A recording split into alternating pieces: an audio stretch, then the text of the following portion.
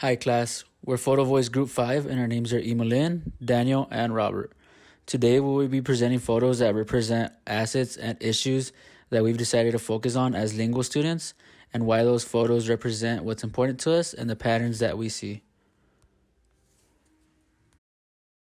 As we discussed our photographs in our groups, we noticed that we had some of the same assets and issues. For example, in our group, one of the same assets that we shared is that we have motivators and hands-on experiences. Some of our issues are that we have opportunity cost and that we have some communicative barriers. As mentioned, one of our assets in advancing as lingual students is what we as a group decided to call our motivators. These motivators push us to become the best that we can in our lives, whether it be work, school, or with our families, and that includes excelling in language proficiency for the languages we're familiar with. My biggest motivator is my daughter, Kaya. Our other asset is hands-on, in-depth experience, which helped us practice our linguistic expertise and work on areas that needed improvement.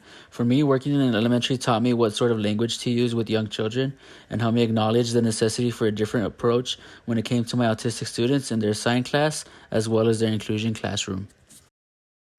As Daniel previously said, motivators help us stay determined and focused in order to succeed. One of my biggest motivators is my family. I want them to be proud of all my effort and commitment that I have put into my education. I am currently 5 months pregnant, and my biggest motivation of all is my baby boy. I've had hands-on experience in classrooms for over a year now. I am a tutor at Bel Air Middle School and have worked along English language learner students in ESL classrooms. Since I was once an ELL student, it is easy for me to place myself in the students' shoes and help them to the best of my ability. This picture I picked as an asset. It's my family, my wife, and my son, and they are my motivation. They allow me to push through school, and I know that even though sometimes I do miss family time, in the end, it'll be a big reward.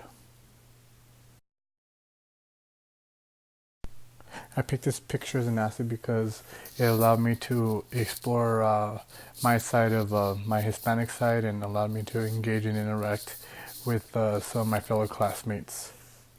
And it also helped me learn a little bit of Spanish as well.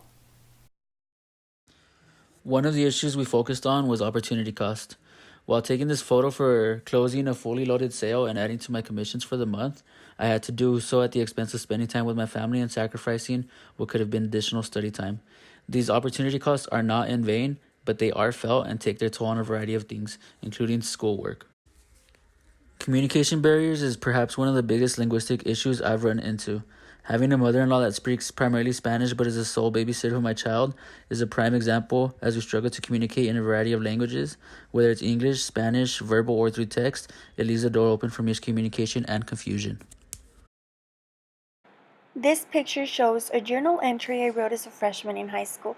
If you pay attention to the writing, you can see that my Spanish interferes with my English in some parts. I remember that learning English took away a lot of my time, primarily in school, and it was frustrating having to work twice as hard as everyone else in the classroom only because I didn't know the language.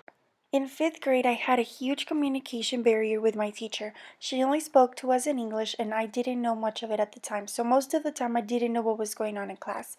Although this did push me to learn English, I struggled a lot at the beginning of the school year, not because I didn't understand the content being taught, but because I didn't understand the language. I picked this picture as an issue because my church is a dominant, Hispanic dominant, so when they do the messages and the sermons, it is in Spanish, so it's hard for me to get the full message and relate to it.